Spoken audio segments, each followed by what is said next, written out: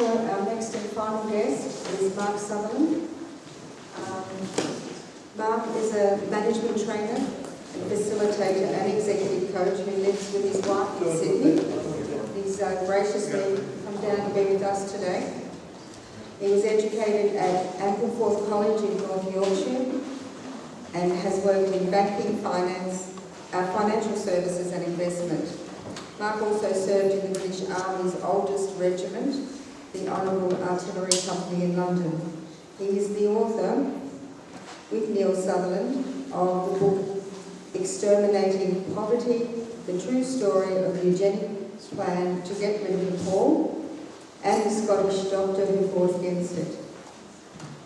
Mark's highest qualification is a master's degree from the Australian Graduate School of Management. He curates and writes articles for HallidaySutherland.com, a website celebrating the life and work of Dr. Halliday Sutherland. Exterminating Poverty is his first book, and I think we need to give him just a couple of minutes to get his presentation up and running.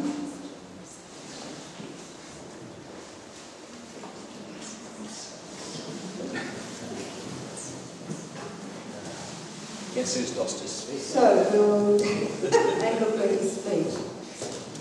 I'm ready. Okay, so without further ado, please welcome Mark Sutherland.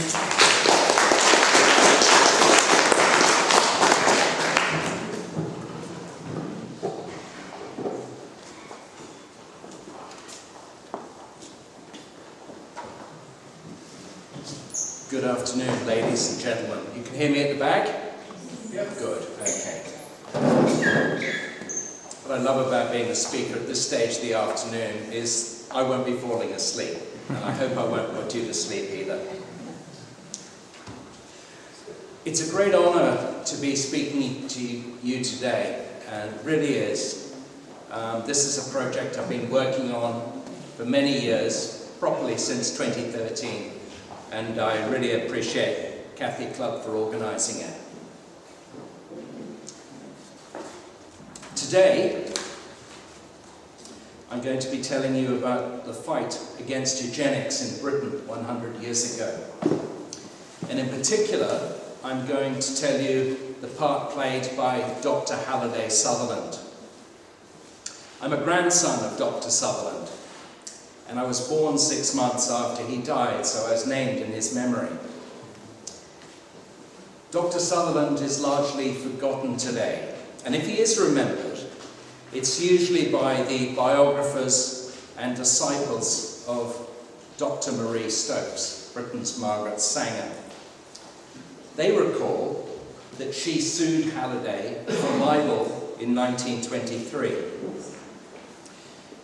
The accepted history of that dispute, in other words, if you ask people about this dispute, if they've heard anything about it previously, the accepted history about it is that it was really about women's rights, fighting against the evil Catholics, trying to chain them to the kitchen sink. The accepted history is summarised on the BBC's history website, and I'll read it. It reads, in 1921, Stopes opened a family planning clinic in Holloway, North London, the first in Britain. It offered a free service to married women, and it also gathered data about contraception. The Catholic Church, spooky music, was Stopes' fiercest critic. In 1923, Stopes sued Catholic Dr. Halliday Sutherland. Anybody spotting a pattern here? Good on you, BBC, money well spent. In 1923, Stopes sued Catholic Dr. Halliday Sutherland for libel. She lost. She won at appeal, and then lost again in the House of Lords. But the case generated huge publicity for Stopes' views. Stopes continued to campaign for women to have better access to birth control. So, the accepted history, which the BBC reflects that people have implanted in their minds, from the way they tell the story, the Catholic Church and Dr. Sutherland had attacked a kindly woman who had set up a charity in a poor part of London to help her poorer sisters. I now call this story Catholics Against Contraceptives, and I know that it is largely, if not almost entirely, false. There are lots of facts in their story that are correct, but they left so many gaps in it that it's largely false. There's an old cliche that starts off with, there's an old cliche that says, the journey of 1,000 miles starts with a single step. Well, in my case, it didn't begin with a step. It started with a stumble at Christmas time in 2013, when I went into the cellar of my mother's house in England. The stumble was over an old leather suitcase, and it almost tripped me up, and I looked inside, and it contained the papers of my grandfather, Dr. Halliday Sutherland. We knew they existed, but we didn't know where they are, and so I accidentally rediscovered them. From these personal papers and from subsequent research, I learned that, contrary to what the BBC would tell you, and contrary to what Stokes's biographers will tell you, and she's had about 7 or 8 or 9 biographies written about her, contrary to all of those people, Dr. Sutherland did not oppose family planning. What he was opposed to was the implementation of eugenic breeding in Britain. Until I discovered the truth, I used to believe this story about Catholics against contraceptives. No one, family or anybody else, told me differently. Until I discovered the truth, I used to believe that story myself. And I realized that if family didn't know the true story, then it was very unlikely that anybody else would. Why it's so special and why it's such an honor to speak to you today is that I'm telling you what happened there. And I hope you'll agree that we've all been hoodwinked by their lies over the years, and you from today will know what actually happened. Okay, I'm going to speak for about 45 minutes, and don't worry, that's included in the bit I've already said. And it's going to be in 4 parts. Firstly, I'm going to tell you about Dr. Sutherland and how he became a specialist in tuberculosis. Then what I'm going to do is going to talk about Malthusianism, neo-Malthusianism, eugenics, and how these ideas related to tuberculosis. I'll then outline the legal battle with Dr. Stokes, and then I'll conclude by explaining why this story needs to be widely known today. So, who was Dr. Halliday Sutherland? Well, his obituary in the British Medical Journal in April 1960 described him as follows: a red-haired, blue-eyed Highland Scot with an up-tilted nose. He made friends and enemies with equal readiness. Both will remember this entertaining and cantankerous man who opened several new paths and gave to the world the full flavour of his personality. During his life, he was a recognised specialist in tuberculosis. He produced Britain's first public health cinema film in 1911. And actually, if you're interested, if you go into the British Film Institute's website and type it's bfi.org or something like that, British Film Institute, and type in just type in Halliday Sutherland, you'll be offered to be taken to. And gentlemen, if you're doing it, so you'll need a VPN, because otherwise they say, oh, you need to be coming from the UK, okay? And then they'll block you. So type it in, and then you can actually watch the film, Britain's first public health cinema film called The Story of John McNeill. In the 1930s, Dr. Sutherland became internationally famous as a best-selling author, first with 3 autobiographies and then with travel books afterwards. He was acquainted with his contemporaries Hilaire Belloc, G.K. Chesterton, Letitia Fairfield, and it was Chesterton who described him as follows: a born writer, especially a born storyteller. Dr. Sutherland, who is distinguished in medicine, is an amateur in the sense that he only writes when he's got nothing better to do. But when he does, It could hardly be done better. Halliday was the oldest son of Dr. John Francis and Janie Sutherland, née Mackay. And if there are any Mackays in the room, you'll see that Sutherland Mackay is quite a continuing theme of those clans in the north of Scotland. In 1911, the family comprised of Halliday as the oldest, and then Joan, and then Frank. Halliday's father was the Deputy Commissioner for Lunacy in Scotland, and he was the medical officer for the Barlinnie jail in Glasgow. And in fact, Halliday wrote at one stage about looking out of a skylight and seeing into the prisoners, the yard outside the prison, and waving to the prisoners. And he talks about one time when they nailed up the skylight, and he'd looked because there was loud clattering, and what was happening, they were building a gallows in the prison yard. And so that's why they blocked that up. But the reason I'm making that point is that he witnessed, albeit from a safe environment, the extreme poverty and suffering that was happening in Glasgow at that time. He was educated at Glasgow High School, and then from the age of 13 at Merkston Castle School in Edinburgh. After that, he went to Edinburgh University to study medicine. Now, truth be told, and I'm smiling because, well, I won't tell you why I'm smiling, but I'll just let you know it might be hereditary. His first year there was spent playing hard rather than working hard. He spent his time in the debating society, in drinking and high living, and it involved at least one experiment with cannabis. However, things caught up with him. At the end of his first year, he failed his anatomy exam. And failing your anatomy exam means that you cannot continue with your medical studies. So at this point, his father sent him off to Spain, in the south at Huelva, where Janie's brother ran a medical practice. And just as an aside, a bit of a digression, Janie's brother, Ian MacDonald, ran a clinic for the Rio Tinto mining company. And he set up, a Scotsman working in the south of Spain, set up Spain's first association football club. And look how well that did. So it's a bit of a crazy story, but anyway, just a digression.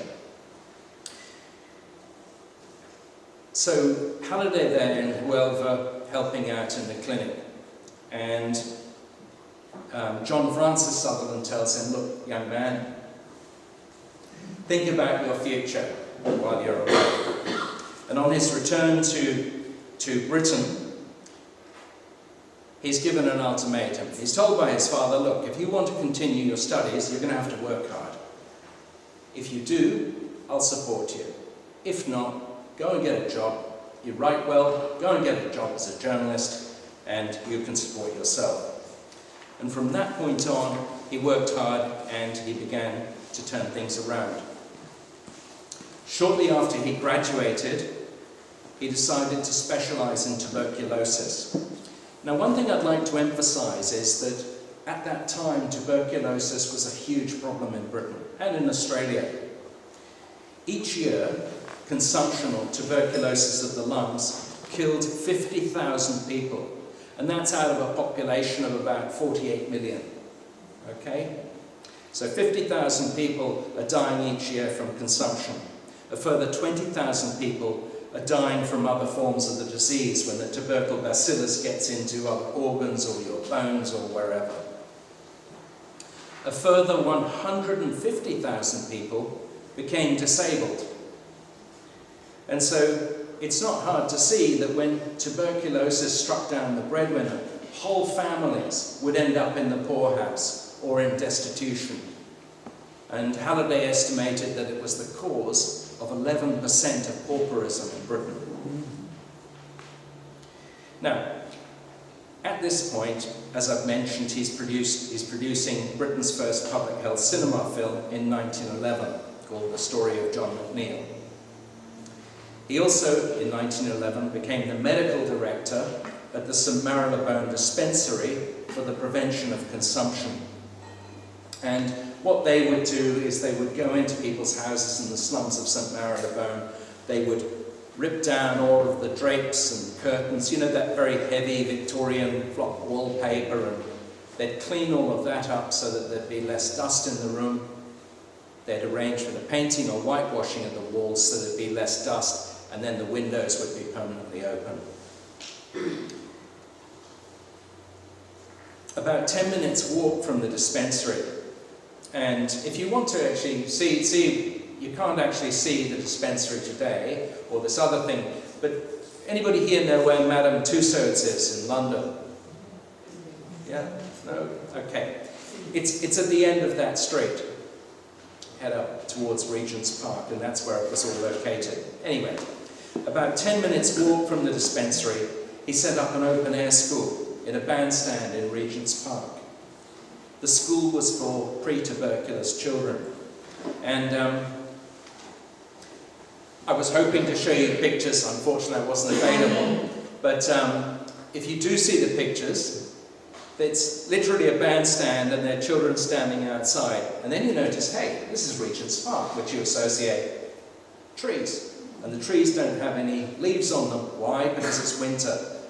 Okay, so if anybody here feels hard done by because the teacher, you know, you all sleep on Monday morning and you haven't opens the window, if you thought it was cold then, check out this bandstand school. There weren't any windows at all. It looks absolutely freezing. Having said that, they didn't have any sickness as a result of that, and it was very healthy for the children. In 1911, a devastating blow struck Halliday, and I'll finish this first section of the talk by outlining what happened. The devastating blow that struck him was that just as he'd started to do something with his career and make some sound achievements, his father John died suddenly and unexpectedly in 1912. He was only 57 years old. And with his death, only one of the greatest influences on Halliday's life had passed. Okay, now I'm going to turn to Malthusianism, Neo-Malthusianism, and eugenics. And I'll give you some background, a bit of a story and a definition. And then I'll explain how eugenics caused controversy in medical circles, and particularly as it related to tuberculosis. Firstly, Malthusianism. Malthusianism takes its name from the Reverend Tobit. Takes its name from the Reverend Thomas Robert Malthus, who lived between 1766 and 1834. His essay on the principle of population was published in 1798. Now, the Malthusian idea can be simplified as follows. Populations of humans have a tendency to grow beyond the capacity of the land to support them. This leads to overcrowding, it leads to food shortages and competition for resources. So in simple terms, an increasing population, unchecked, leads to war, famine and disease. Now, Malthus himself believed that the population should be kept in check by natural restraint. Others said, no, let's use contraceptives for this purpose. And at around that time, contraceptives were sometimes known as Malthusian devices. The latter group who argued for contraceptives were known as the Neo-Malthusians. Malthus's idea stimulated Charles Darwin when he was thinking about all the species in the world competing for their place. As you know, Darwin wrote Origin of Species, published in 1859.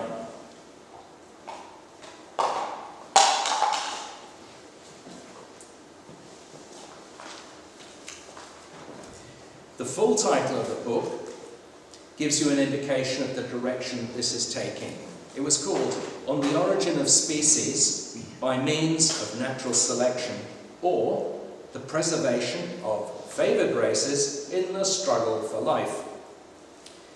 Now, Darwin's book in turn stimulated the mind of his cousin, Sir Francis Galton. Galton had seen that the selective breeding of farm animals had led to, better, improved, stronger creatures. And he wondered if a race of men could be similarly improved. Galton was a brilliant statistician. And his insight was that if you combined biometrics with statistics, you could reveal what had, up until that point, been completely hidden, namely the relative influence of nature and nurture in creating the individual human being. He coined the term eugenics for his new science, which he said was the, quote, study of agencies under social control that may improve or impair the racial qualities of future generations, either physically or mentally. Others excitedly described eugenics as the self-direction of human evolution. So, they're just ideas, aren't they? What could possibly go wrong? What would the impact on Britain be? Well, firstly, the Malthusians were dreadfully worried because they saw that Britain's population had increased from 9 million in 1800 to 24 million in 1900. The thing was that kept the eugenists awake at night was something they called the differential birth rate. Okay, the differential birth rate relates to the population and who's producing the babies. If you were to look at a chart, wouldn't it be nice? If you were to look at a chart of Britain's birth rate, measured as the number of live births per thousand of population between 1830 and 1930, you'd see it was divided up into two bits. Between 1830 and 1880, the birth rate was around 35 to 37 live births per 1,000. So it's a pretty straight line, pretty even, bumps up a bit, bumps down a bit, 35 to 37,000 live births per 1,000. And then, in around 1880, it began to drop fairly steadily. So you have this line that goes straight and then suddenly starts to drop. The fall in this birth rate, however, it wasn't represented evenly across all social classes. While the prosperous middle classes started to have smaller families, the poor and working classes did not. Now you can see that this was a perfect eugenic and Malthusian nightmare. The increase in population would lead to war, pestilence and famine, and Britain was selectively breeding from what they regarded and what they called its worst stocks. The differential birth rate meant that over 1/2 of the next generation is being produced by the lowest quarter of this generation. And for this reason, eugenists fretted about racial degeneration and race suicide. Now, in the last section, I said that tuberculosis was a disease of poverty. It affected the poor around 3 times more than the wealthy, triggered by bad living conditions, poor hygiene, pollution, and so on. And so it really affected the poor. But when the eugenicists, and they were primarily middle class professionals and so on, when they looked at the poor, they saw these small, puny, round-shouldered, rather odd-looking people. And it seemed very much to them that it must be heredity. You see, if Darwin was right, they are the species who are most suited to their environment. That's why they're tall, healthy, good teeth and the rest. If you look at the urban poor, well, that must be their bad genes causing all of that. A key question for eugenicists was whether consumption was caused primarily by heredity or was it caused by infection? Was it caused by nature or by nurture? Well, one person who thought he knew the answer was Karl Pearson.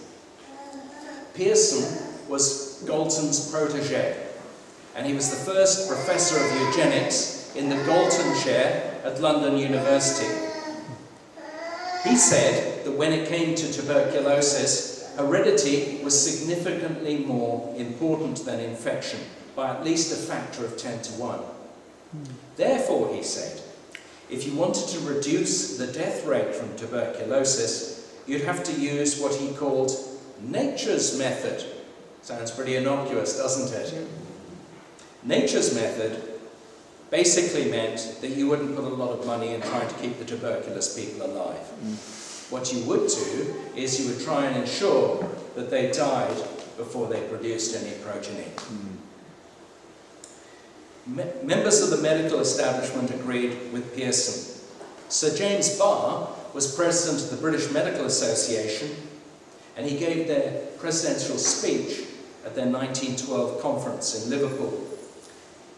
In it, he said that if doctors were to get rid of tuberculosis, they would, quote, raise up a race peculiarly susceptible to this infection, a race of hothouse plants which would not flourish in any other environment, unquote. On the other hand, he said, quote, nature weeds out those who have not got the innate power of recovery from disease, unquote. And by means of tuberculosis, nature does this before the reproductive age, so that, quote, a check is put on the multiplication of idiots and the feeble-minded, close quotes. Dr. Sutherland, when he did his medical studies, believed that tuberculosis was caused primarily by heredity. But in studying the disease, he realized it was primarily caused by infection. His 1911 film was a silent film, and so the first panel with the words in the silent film was an encouragement to people that tuberculosis could be prevented, and if it was caught early enough, it could be cured.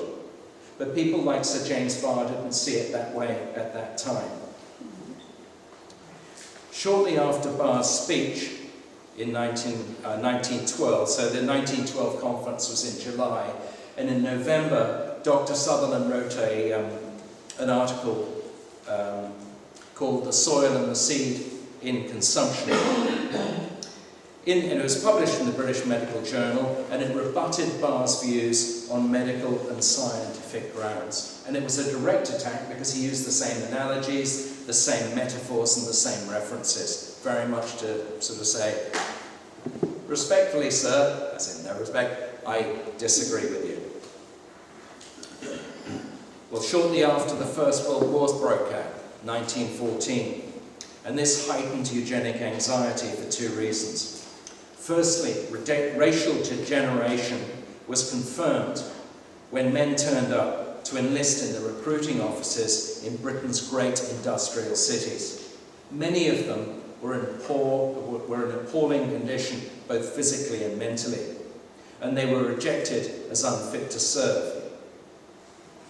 Now, when somebody turned up to be recruited from the army, they'd be given a classification. A1 meant they were the best recruits, C3 meant unfit to serve. And the way it worked was something like A meant serve anywhere in the British Empire and in the world. And then somebody who might be a B, I'm not entirely sure about it, but just to give you the gist of it, a B might be for home duties, and a C might be rejected. And then 1, 2, 3 would be the best cohorts of each.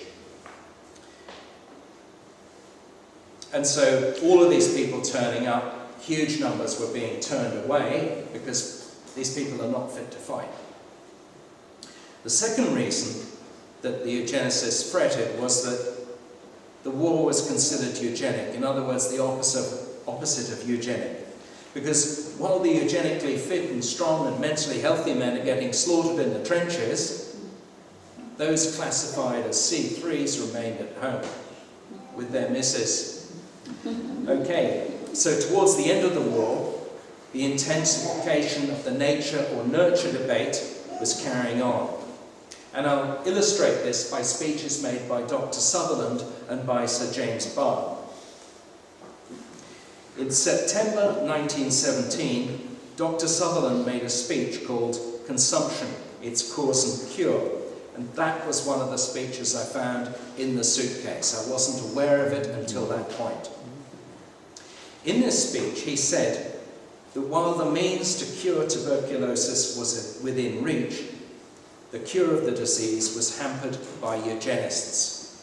He said, quote, "There are some self-styled eugenists, race breeders with the souls of cattle breeders, who declaim that the prevention of disease is not in itself a good thing. They say the efficiency of the state is based upon what they call the survival of the fittest. This war has smashed their rhetorical phrase. For who now thinks himself fit because he survives? I don't know what they mean.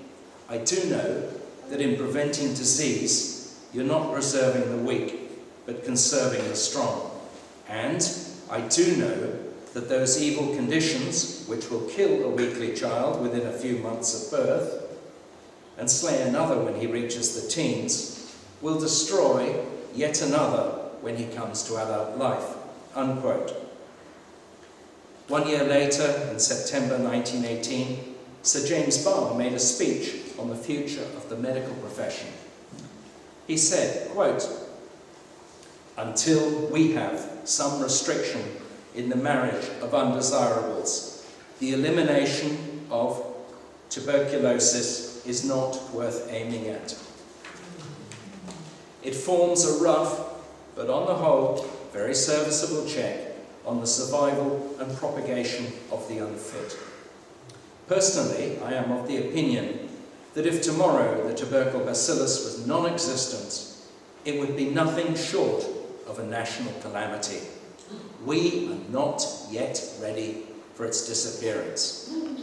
So isn't it convenient, if you want to kill the unfit, you don't have to corral them, you don't have to give them a lethal injection or gas them, you just don't cure the disease that's killing them. My researchers were pretty grim at times, as you can imagine. At sort of 2 or 3 in the morning, it's like, whoa, this is too heavy, and I'd have to take a couple of days off. In 1921, Barr's hopes for the restriction of the marriage of undesirables were answered, and we'll deal with this in the next part of our talk. In the next part of our talk, I'm going to talk about Dr. Marie Stopes, and I'm going to talk about the libel battle, the struggle in the High Court and the Court of Appeal and the House of Lords. But before I do, I'm going to just pause and say something about Dr. Sutherland's religious beliefs. This is important because of the false account of Catholics against contraceptives. You see, Halliday was baptized a Presbyterian in the early 1900s. He was baptized a Presbyterian when he was born in 1882. By the early 1900s, he was an agnostic in belief and an atheist in practice. On the eve of the First World War, he made his peace with God and joined the Church of Scotland and took communion for the first and last time with that church. It wasn't until 1919, shortly before he married my grandmother, Muriel Fitzpatrick, an Irish Catholic, that he was accepted into the Catholic Church. So this chronology makes it very, very clear that Halliday opposed eugenics long before he became a Catholic. Okay? So it makes a nonsense of this Catholics against contraceptives. It's much more accurate to say that he was attracted to the church because of its long-standing opposition to eugenics, rather than his opposition to Stopes was motivated by his Catholicism.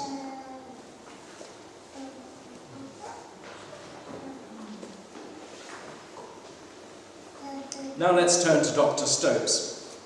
Dr. Marie Carmichael Stopes was born in Edinburgh in 1880, and she died in Dorking in 1958. Academically bright, she made a name for herself as a paleobotanist, and she made important discoveries in the classification of coal. While she was well qualified and able to use the title doctor, it should be noted that she wasn't a medical doctor but a doctor of science. Stopes was a member of the Malthusian League, and she joined the Eugenics Education Society in 1912. And you may recall an earlier speaker today talked about that Education Society having its conference in 1912. That's when she got on board with that organisation. Stopes tried to get the Eugenics Education Society to promote contraception. She was unsuccessful, so in 1921, with her second husband Humphrey Roe, she opened a mother's clinic at 61 Marlborough Road in London, in Holloway, which was a very poor part of London at that time. From here, women were provided with contraceptives free of charge and at cost, and were instructed in their use. Now, this is presented as Britain's first family planning clinic, but I would suggest that it went a lot further than what we would understand as family planning. I would argue that it was the first step in the implementation of eugenic breeding in Britain. Firstly, she set up a society to support the clinic, and the name tells you what it's about. It was called the Society for Constructive Birth Control and Racial Progress. Tenet 9 of the Society's manifesto reads, quote, "We say there are unfortunately many men and women who should be prevented from procreating children at all because of their individual ill health or the diseased and degenerate nature of the offspring that they may be expected to produce. These considerations would not apply to a better and healthier world," unquote. Tenet 16 confirms that they are a pro-baby organisation. Well, nothing controversial there. But then you read, quote, "It is just as much the aim of constructive birth control to secure conception to those married people who are healthy, childless, and who desire children, as it is to furnish security from conception to those who are racially diseased, already overburdened with children, or are in any specific way unfitted for parenthood," unquote. Now note that racially diseased includes people with tuberculosis and anything else that the Eugenics Society chucks into the pot. Also note that in specifying people who are unfitted for parenthood, Stopes was very, very broad. For example, including people who might become unemployed at some stage and not have any children then. Okay? She lets everybody know she's a scientist, but the language she used to describe her target group, who she didn't want to have children, was at best unscientific. She called them parasites, undesirables, throwouts, the spawn of drunkards, or hordes of defectives. So even in an age where terms like idiot and moron and imbecile and feeble-minded are actually scientific in terms of eugenic pseudoscience, they're actual categories. They only became terms of abuse when people cut in other people in our time in the traffic. You know, you listen to yourself calling out, "Moron!" Write that down. You know a lot more about eugenics than you know. Anyway, I digress. The point I'm trying to make is this, that even in an age where the language sounds so nasty to us, and there are terms like idiots, feeble-minded, etc., etc., Stopes had to egg it on. And so there's an element in her work to generate this fear of the other, to generate this othering, and that makes people easier to get rid of. The logo of her clinic was a lantern. Light shone through the lantern. And if you look at the mesh of the lantern really, really closely, you'll see that actually it's not just crisscross of mesh, it's actually the words birth control written many times, so it looks like the mesh. So the idea the light through birth control will shine through into society. The logo is joyous and deliberate motherhood, a sure light in our racial darkness. Then there were the brand names of her contraceptives that she produced at the clinic: pro-race and racial brand. So, while this was not a restriction in the marriage of undesirables that Sir James Barr had been looking for, it did mean that when undesirables got married, they'd be having a lot fewer children. So Sir James Barr wrote to Stopes on the 26th of May 1921. He said, quote, "You and your husband have inaugurated a great movement, which I hope will eventually get rid of our sea-free population and exterminate poverty. The only way to raise an A1 population is to breed them." Barr became vice president of the society shortly afterwards.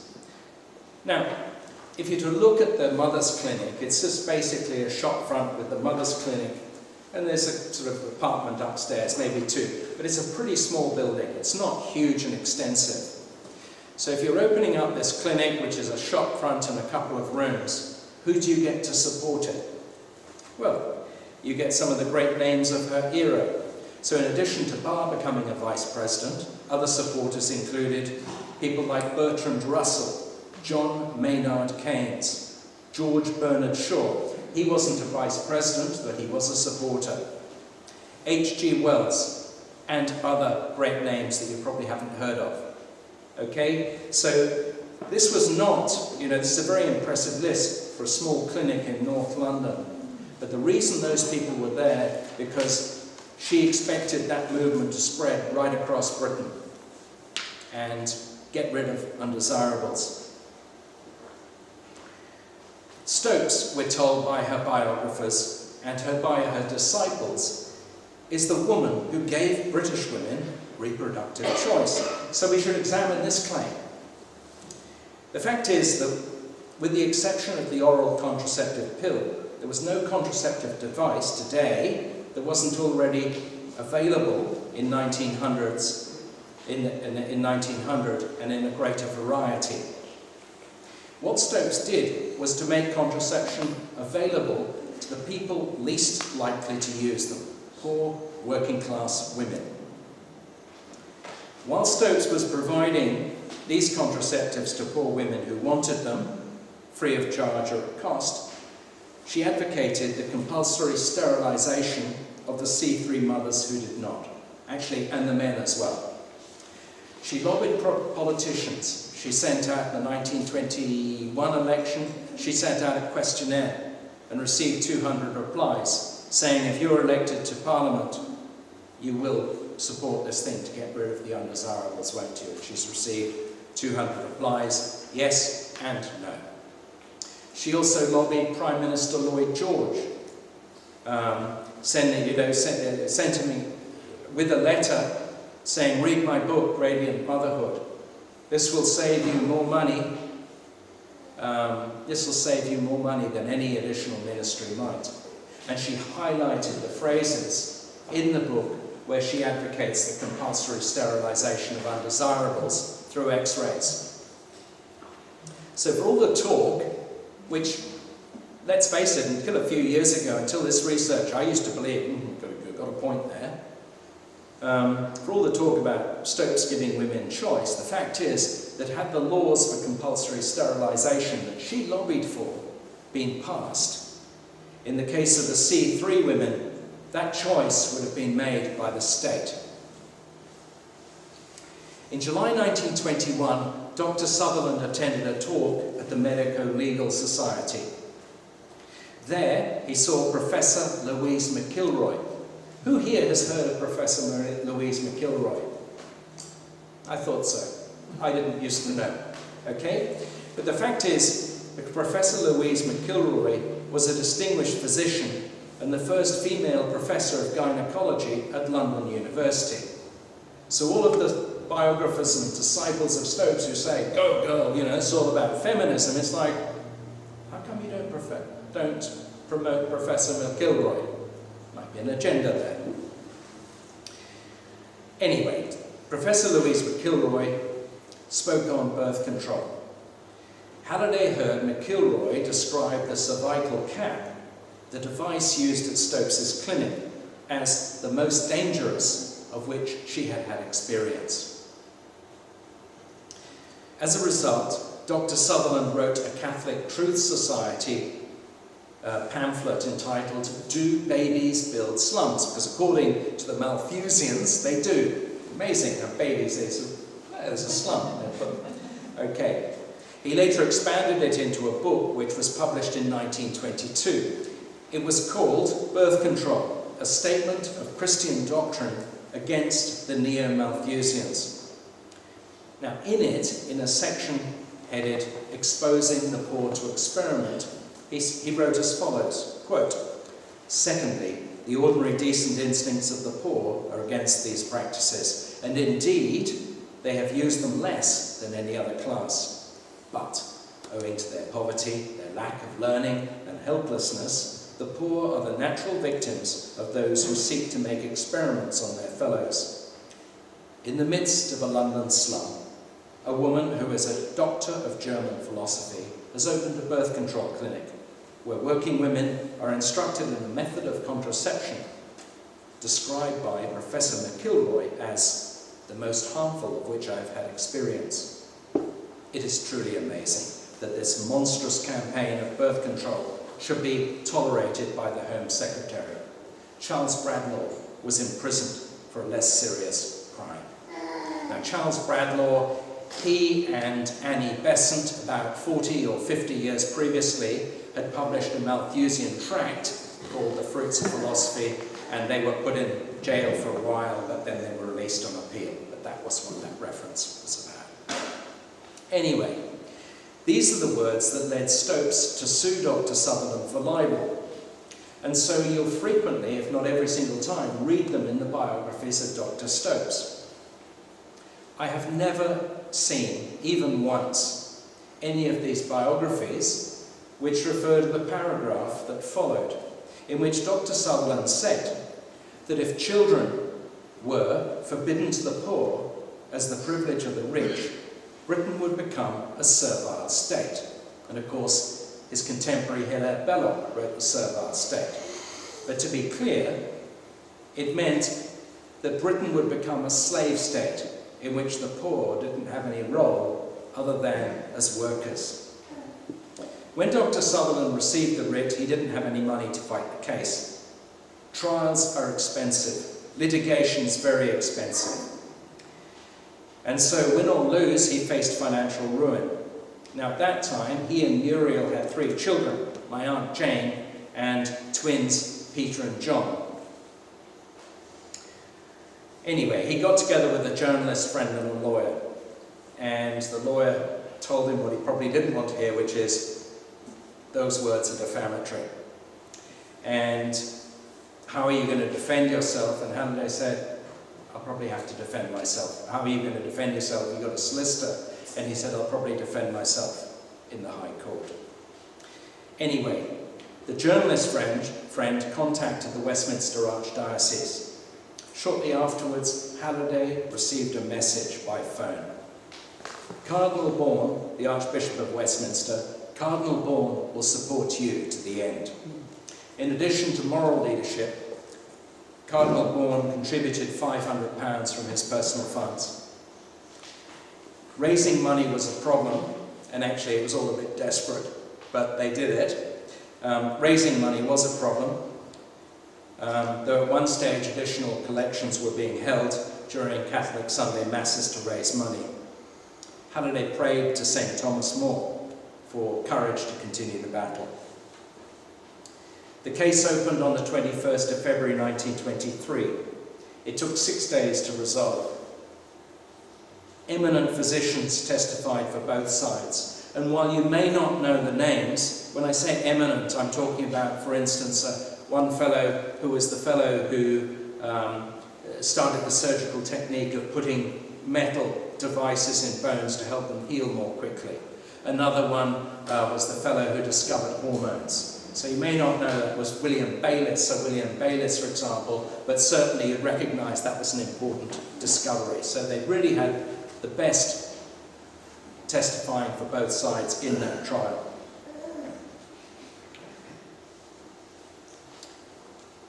I should add that Sir James Barr testified for Stopes and McIlroy for Dr. Sutherland. Stopes testified on the second day of the trial.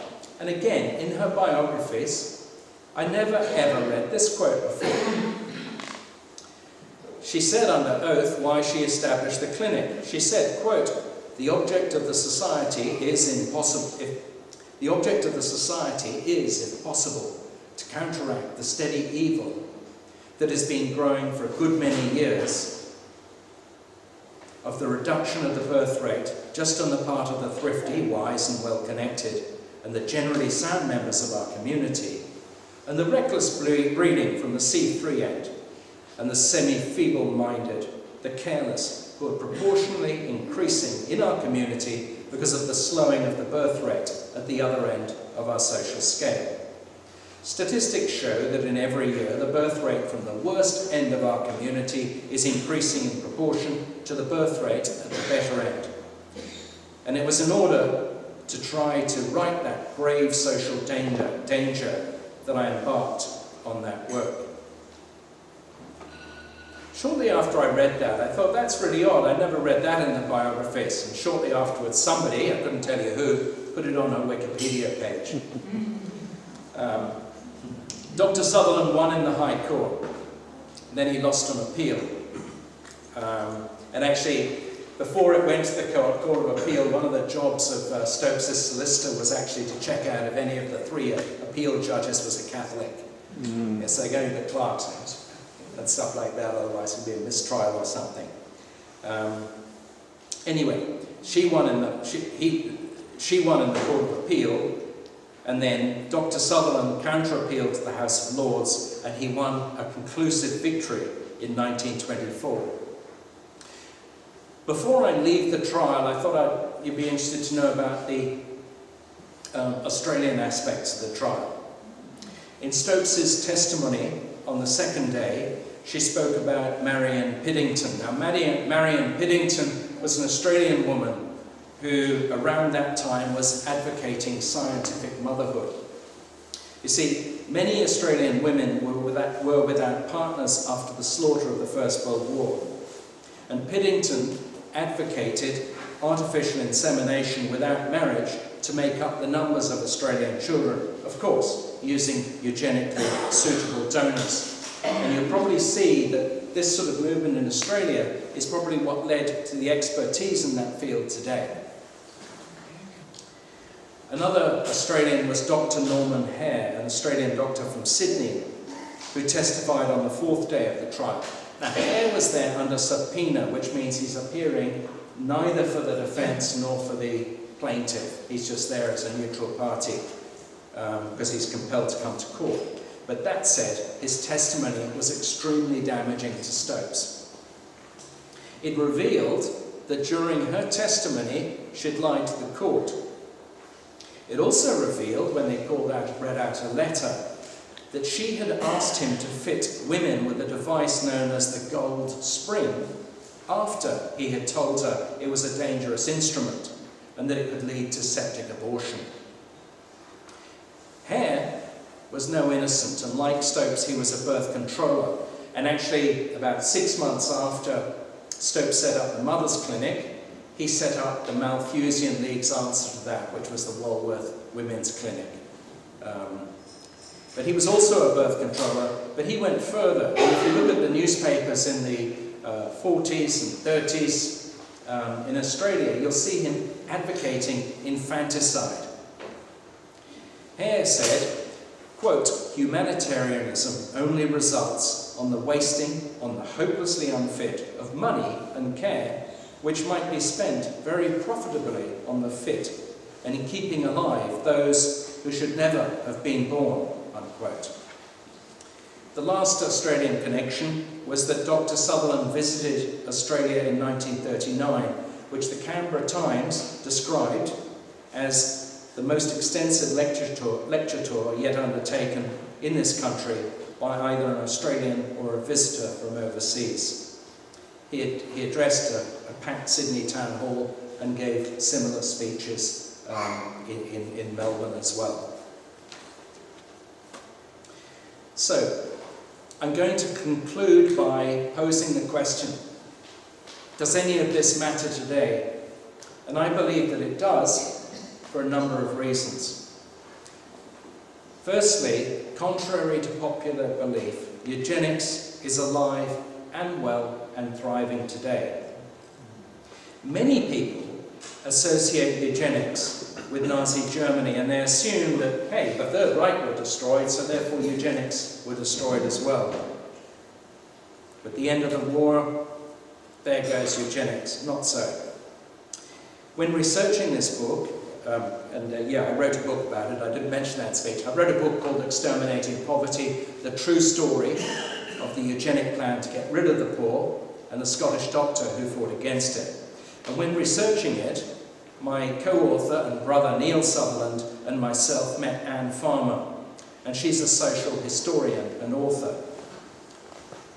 We discussed the eugenists of 100 years ago, and Anne, who herself has a disability, said she'd rather deal with the eugenists back then than the ones today. Now, bearing in mind the horrible language that they would use, I thought, this is really odd that you would prefer to deal with those guys. So I asked her why. And she replied that the eugenists of 100 years ago openly stated their aims. The ones today conceal their hand, and that concealment has been so successful that many people are under the impression that pale, male and stale, they're all dead. They're not. They're under the impression that eugenics somehow ceased to exist. It didn't.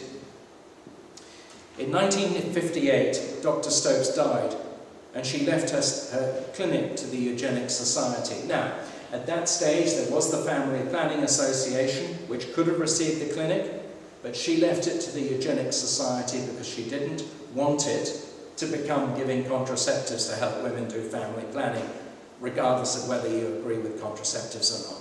She wanted it to be given to the Eugenics Society to further that aim.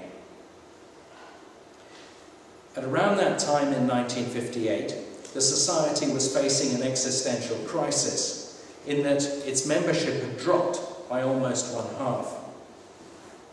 In 1960, the Society adopted a policy, the Council of the Society resolved to adopt a policy of crypto-eugenics. Now let's be clear, crypto is the Greek word for secret. And so what they're going to do is they're going to continue their work, but they're not going to tell you why or what the agenda behind it is. In 1968, the Society ceased publication of the Eugenics Review, and they replaced it with the Journal of Biosocial Science. That's a really good move. In 1975, the Society sold the Stopes Whitfield Street Clinic, a second clinic, to Dr. Tim Black. He founded Marie Stopes International, who in 2018, in their annual report, they boasted of 4.7 or 4.8 million abortions in 39 countries around the world. And in fact, when they were saying it, they were saying, look, terribly sorry fellas, we didn't make our target of 5 million. So it wasn't really boasting, it was like, oh, we'll do better next year. So as you can see, this movement is spreading. Simultaneously, actually, when the Council of the Eugenics Society resolved to adopt crypto-eugenics, its next resolution was to make large donations to the International Planned Parenthood Federation and the Family Planning Association. Okay, further developments. In 1989, the Eugenics Society changed its name to the less evocative Galton Institute. And in the last couple of years, they changed it again to the even less evocative Adelphi Genetics Forum. And that's the name by which it's known today. And if you look in another 5 years, they'll be called sort of the XYZ Italian restaurant or something like that. So no one will have a clue what these fellas are up to. You see, the fact is, the eugenists and the Malthusians never stopped. They merely changed their clothes, they changed their appearance to give the impression they no longer existed. And if you believe that, they've done their job. The next reason I think it's important is that people think that the Christian side, and specifically the Catholic Church, has lost the historical argument. They see the proliferation of abortion and contraceptives, and so they think, well, that was a brave battle, but hey, we lost it. But in the sense that they accurately foretold what was ahead, they didn't. So, for instance, in July 1922, Father Marnie warned people in London. He said, quote, that the exponents of birth control would open the sluice gates to a great many evils, to the use of noxious and harmful drugs, to surgical operations, and it would have dire results on family life in England, unquote. In 1922, Dr. Sutherland wrote in his book, Birth Control, he said, quote, our declining birth rate is a fact of the utmost gravity, and a more serious problem has never confronted the British people. Here, in the midst of a great nation, at the end of a victorious war, the law of decline is working. In comparison with this single fact, all other dangers, be they of war, of politics, of disease, are of little moment. Let us have children. Children at any cost will be the cry of tomorrow. The Catholic Church has never taught that an avalanche of children should be brought into the world regardless of consequences. God is not mocked. As men sow, so shall they reap. There is one civilization immune from decay. And that civilization endures in the practical eugenics once taught by a united Christendom, and now expounded almost solely by the Catholic Church, unquote.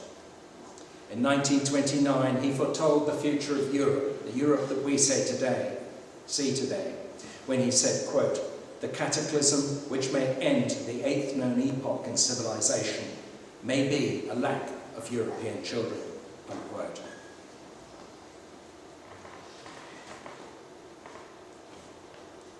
The last reason I think it's important is that this story inspires those who, like yourselves, are fighting the good fight today.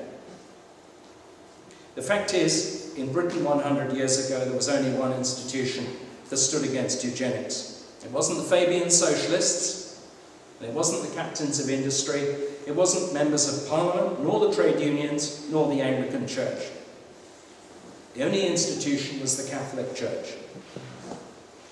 As we gathered here today, and as some of you will be undertaking the 40 Days for Life, you are following in the path trodden by Hilaire Belloc, G.K. Chesterton, Letitia Fairfield, and I'm very proud to say, Dr. Halliday Sutherland. This story is appropriate for the secular society in which we live today. This is, I believe, the story that may convince some of the people who are on the other side, for secular reasons, to look at the alternative. There are many people, secular people, who believe, as I used to, the false archetypal story of a kindly woman fighting for women's rights and so on. These secular people often do what they do, motivated, albeit in a misguided way, by wanting to help people and achieve some sort of social justice. They see the Catholic Church and the Christian view as their enemy, and that you are on the wrong side of history and against progress, whatever that means. Secular people, and let's face it, many of them are baptized Christians, roll their eyes and they're embarrassed by the Catholic and other Christian churches attacking this charitable woman trying to help her poorer sisters. It's high time that these secular people learned the historical truth. It's time to end the fairy tale that they have contraceptives and abortion, and the reason that they do is because of female pioneers battling for reproductive choice. They need to look behind the curtain and see that Stopes arose because of a cabal of Malthusians and eugenicists. snotty, stuffy elitists who despised them and who wanted them dead, or best of all, never to have even existed in the first place. The centenary of these events have occurred and will continue to occur in the next few years. This is an opportunity to present the little-known facts of Dr. Sutherland's fight against eugenics 100 years ago. It's an opportunity to remember that the Catholic Church and other Christians was and is on the right side of history in this long-running battle between those who celebrate life and the population controllers who seek to control and to curtail and to limit and reduce and to destroy it. Thank you very much.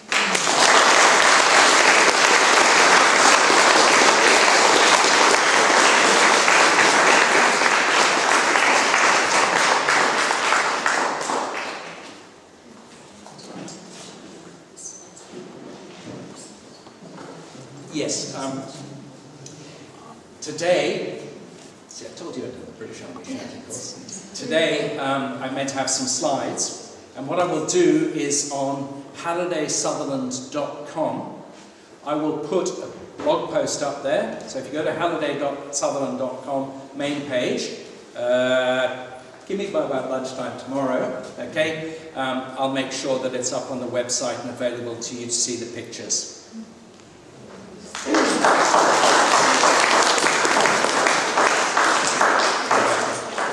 Okay, if I could just have your attention as well. At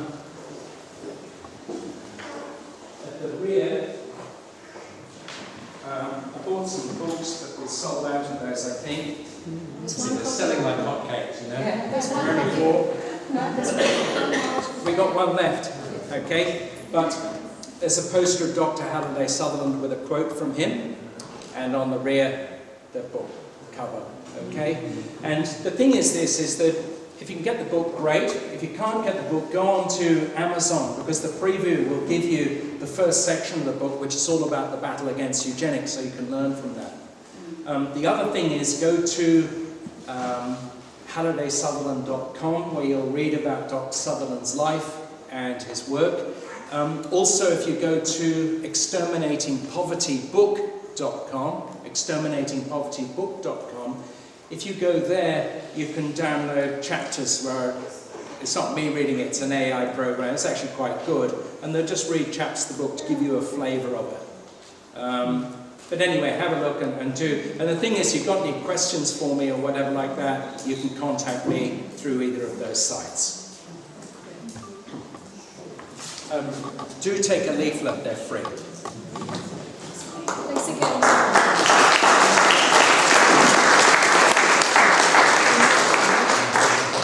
We can take a couple of brief questions if anyone has a question for Mark now. Excellent talk. Thank you very much. Thank you. One question. Where are we legally in this country, in Australia, against abortion, against eugenics? And is there anything standing in the way of the aims of eugenicists, apart from legal challenges like the one that Monash IVF lost a few weeks ago, and it cost them about 58 million? Are there any legal impediments against eugenics, like sex selection, abortion? Abortion. I don't know the answer to that, and I would. No, there isn't. That's not illegal.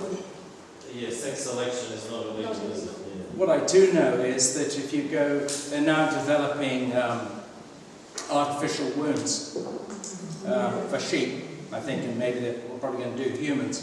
I also know there's these entities called chimeras, which are a mixture of animal and human. And so, we'd have to destroy these after a certain number of days. But you always get the scientist who pushes the envelope and does something, such as the fellow who extracted the cells from a girl whose only name is HEK 293, I think, 193, 293. And she was an aborted Dutch girl who somehow, he was a great scientist because he got her kidney cells. Human embryo kidney, that's an HEK. And the fact of the matter is, he lost the report as to how he did it. Now, how he did it without anaesthetising that person, or that person being already dead, I suspect he just cut in and just took them. And what a hero he was, and wasn't he well rewarded? And so the thing is, despite all the rules, there are people who push the envelope, they break the rules and they ask for forgiveness later. And then you'll have somebody saying, well, do you want somebody to be, this condition or that we can save? They always promise the workers' paradise that somehow never comes. The other thing I'd say is that the way things are going is that in the future what they'll do is, for people who can afford it,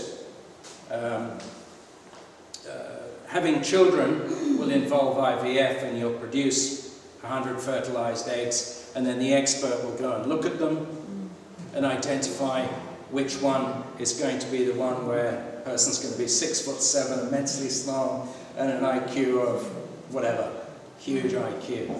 And that will be the person who say, I want that person, because he'll do well for us at school, or take over my empire, or whatever like that. Is that what Monash IVF were promising? Almost something similar like that? And then, which is all bogus, but that's what they're... Yeah, and there's a company called Orchid, and their pitch is, hey, you can have an ordinary child and they might get cancer or die or be disabled, or you can have an orchid child. And I don't know how they do it, but that's part of the cell promise. So we are entering the brave new world, or we're already there.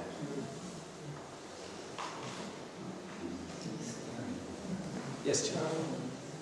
With tuberculosis and polio and COVID,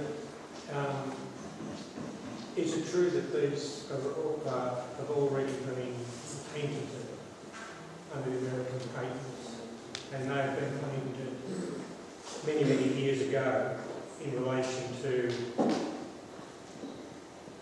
I suppose, infecting the population to get it to the stage it's at the moment?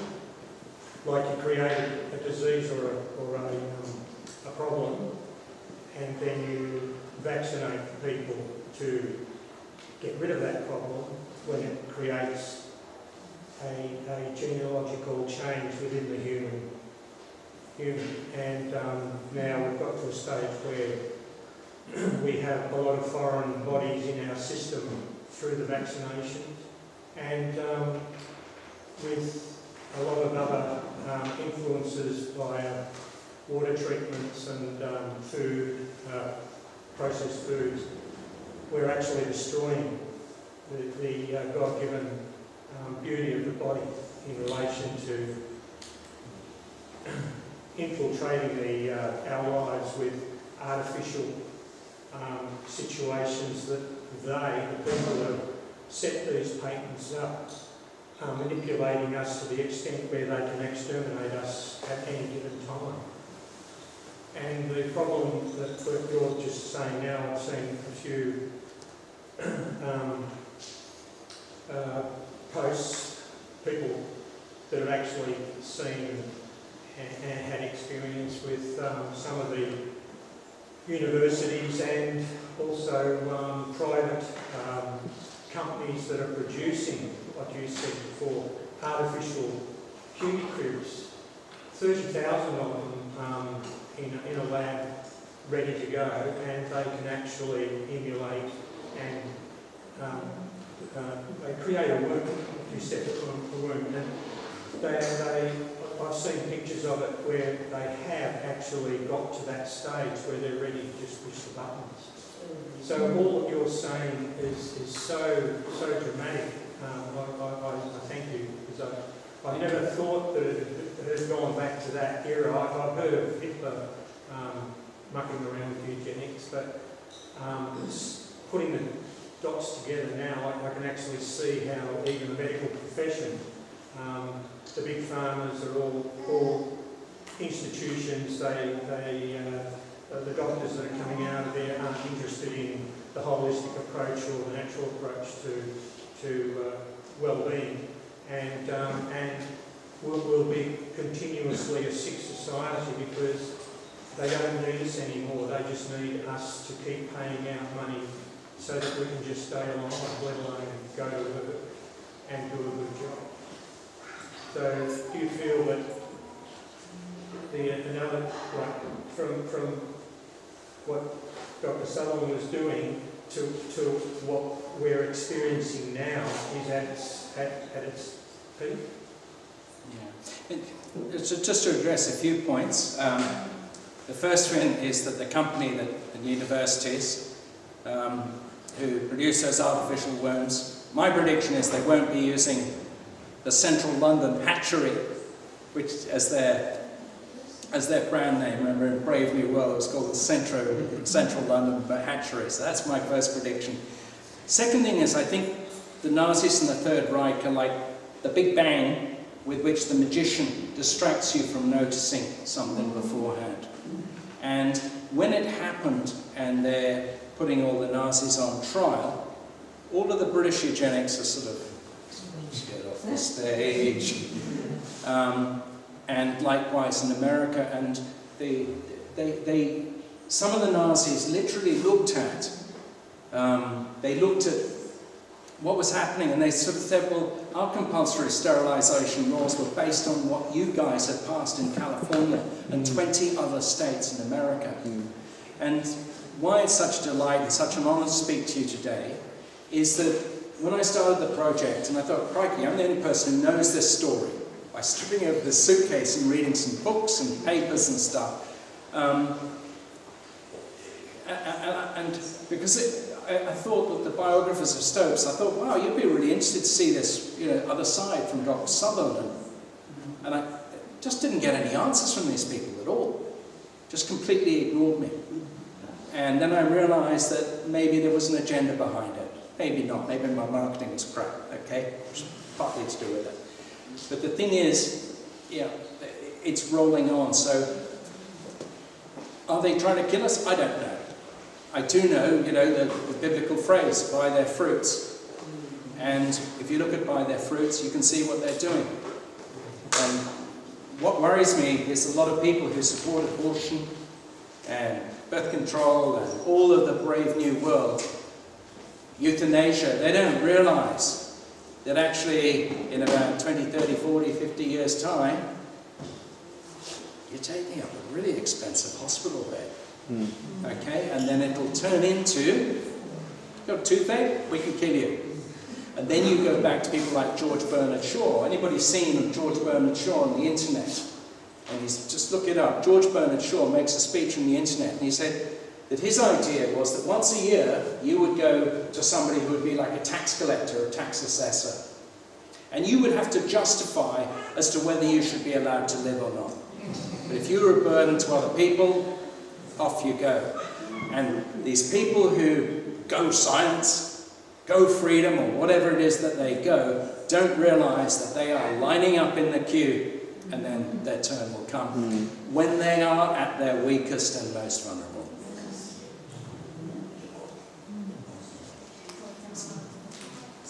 Thank you very much.